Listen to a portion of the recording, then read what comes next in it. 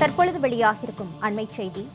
உன்னாவ் பாலியல் வன்கொடுமை வழக்கில் தொடர்புடைய குல்தீப் சிங்கர் ஜாமீன் நிறுத்தி வைக்கப்பட்டிருப்பதாக அண்மை தகவல் வெளியாகியிருக்கிறது. உன்னாவ் வழக்கில் குல்தீப் சிங்கர் ஜாமீன் நிறுத்தி வைக்கப்பட்டிருக்கிறது அண்மை செய்தியாக பார்த்து வருகிறோம். உன்னாவ் பாலியல் வன்கொடுமை வழக்கில் குல்தீப் சிங்கர் ஜாமீன் நிறுத்தி வைக்கப்பட்டிருக்கிறது. குல்தீப் சிங்கருக்கு வழங்கப்பட்ட நிபந்தனை ஜாமீன் உத்தரவை நிறுத்தி வைத்து உச்சநீதிமன்றம் உத்தரவு பிறப்பித்திருக்கிறது அண்மை செய்தியாக பார்த்து வருகிறோம். உன்னாவ் பாலியல் வழக்கில் குல்தீப் சிங்கர் ஜாமீன் நிறுத்தி வைக்கப்பட்டிருக்கிறது அண்மை செய்தியாக பார்த்து வருகிறோம். கூடுதல் விவரங்களோடு சிறப்பு செய்தியாளர் யோகேஸ்வரன் இணைகிறார். வணக்கம் யோகேஸ்வரன், இந்த உத்தரவு தொடர்பான மாலதி, உச்சநீதிமன்றத்தில் கிறிஸ்துமஸ் மற்றும் புத்தாண்டு விடுமுறையில் இருந்த போதிலும் நாட்டில் மிக முக்கியத்துவம் வாய்ந்த சில முக்கியமான வழக்குகளின் மீது இன்று உச்சநீதிமன்றத்துடைய தலைமை நீதிபதி சூரியகாந்த் தலைமையிலான அமர்வு விசாரணை நடத்தி வருகிறது. அந்த வகையில இன்று முக்கியத்துவம் வாய்ந்த ஒரு வழக்கான உன்னாவ் பாலியல் வழக்குல குற்றவாளிக்கு ஜாமீன் வழங்கப்பட்டதை எதிர்த்து சிபிஐ தரப்பில் தாக்கல் செய்யப்பட்டிருந்த மேல்முறையீட்டு மனு என்பதுதான் இன்றைய தினம் உச்சநீதிமன்றத்துடைய தலைமை நீதிபதி சூரியகாந்த் ஆகியோர் அடங்கிய 3 நீதிபதிகள் அடங்கிய அமர்வுல விசாரணைக்கு வந்தபோது குற்றவாளிக்கு வழங்கப்பட்டிருந்த நிபந்தனை ஜாமீன் என்பதை நிறுத்தி வைத்து உச்சநீதிமன்றத்துடைய தலைமை நீதிபதி அமர்வு உத்தரவு என்பது மிக முக்கியமான உத்தரவாக வழங்கி இருக்கிறது. 2017ஆம் ஆண்டு வேலை வாங்கி தருவதாக கூறி அழைத்து செல்லப்பட்ட உத்தரப்பிரதேச மாநிலத்தின் உன்னாவை சேர்ந்த சிறுமி ஒருவர் அந்த சட்டமன்ற தொகுதியை சேர்ந்த சட்டமன்ற உறுப்பினர் குல்தீப் சிங் செங்கார் என்பவரால் பாலியல் வன்கொடுமைக்கு ஆளாக்கப்பட்டார்.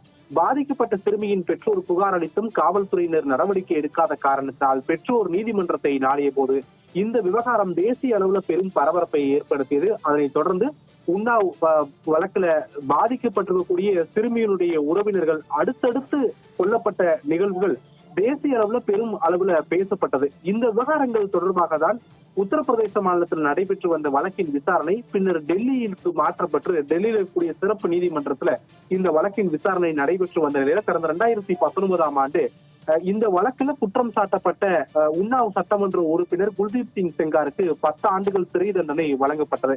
இதற்கு இடையில குல்தீப் செங்கார் ஜாமீன் கோரி டெல்லி உயர்நீதிமன்றத்துல மனு ஒன்றை தாக்கல் செய்திருந்தார். இந்த மனுக்கள் மீதான சமீபத்திய விசாரணையின் போதுதான் நிபந்தனை ஜாமீன் என்பதை டெல்லி உயர்நீதிமன்றம் வழங்குகிறது. குறிப்பாக செங்கார் அவருடைய பாஸ்போர்ட்டை விசாரணை அதிகாரிகளிடம் ஒப்படைக்கப்பட வேண்டும். உன்னாவ் பாலியல் வழக்குல பாதிக்கப்பட்டிருக்கக்கூடிய சிறுமி வசிக்கக்கூடிய இருப்பிடத்தை சுற்றி 5 கிலோமீட்டர் தூரத்திற்கு உள்ளே நுழைவதற்கு தடை விதிப்பு, இப்படி முக்கியமான சில நிபந்தனைகள் என்பதை டெல்லி உயர்நீதிமன்றம் வழங்கியிருந்தது. ஆனால் டெல்லி உயர்நீதிமன்றத்தால் உன்னாவ் பாலியல் குற்றவாளிக்கு நிபந்தனை ஜாமீன் வழங்கப்பட்டது மீண்டும் தேசிய அளவுல பெரும் பேசும் பொருளான நிலையில இந்த விவகாரம் தொடர்பாக சிபிஐ உடனடியாக உச்சநீதிமன்றத்துல மேல்முறையீட்டு மனுவை தாக்கல் செய்கிறார்கள். இந்த மேல்முறையீட்டு மனு என்பது ஜனவரி 3ஆம் தேதிக்கு பிறகுதான் விசாரணைக்கு வந்திருக்க வேண்டும் வழக்கமான முறைப்படி. ஆனால் இது மிக முக்கியத்துவம் வாய்ந்த வழக்கு என்பதால் இன்றைய தினம் சிறப்பு அமர்வு கூடி உச்சநீதிமன்றத்துடைய தலைமை நீதிபதி சூரியகாந்த் தலைமையிலான அமர்வு இந்த வழக்கினுடைய விசாரணையை விசாரிக்கிறது. அப்போது மத்திய அரசு தரப்புல குறிப்பாக சிபிஐ தரப்புல ஆஜரான மத்திய அரசுடைய மூத்த வழக்கறிஞர் துஷார் மேத்தா பல்வேறு வாதங்களை முன்வைக்கிறார். குறிப்பாக சட்டப்பூர்வமான பல்வேறு நுணுக்கங்களை ஆராயாமல் டெல்லி உயர்நீதிமன்றம் செங்காருக்கு நிபந்தனை ஜாமீன் என்பதை வழங்கி இருக்கிறது என்று முக்கியமான சில கருத்துக்களை தெரிவிக்கிறார்கள்.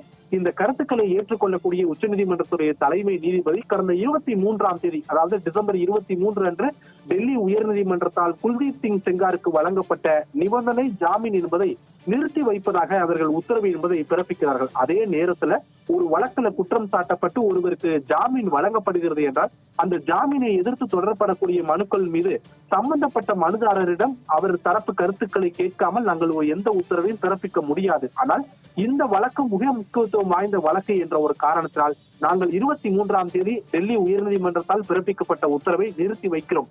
அதே நேரத்துல இந்த வழக்குல தொடர்பு இருக்கக்கூடிய குல்தீப் செங்கார் இந்த சிபிஐ தாக்கல் செய்திருக்கக்கூடிய மனு மீது 4 வாரங்கள்ல பதிலளிக்கப்பட வேண்டும் என்று நோட்டீஸ் பிறப்பித்து வழக்கு என்பதை ஒத்திவைத்திருக்கிறார்கள்.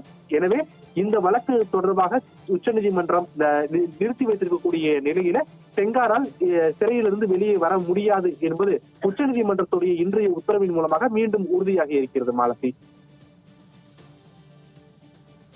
வழக்கு தொடர்பான விரிவான விவரங்களோடு இணைந்தமைக்கு நன்றி யோகேஸ்வர்.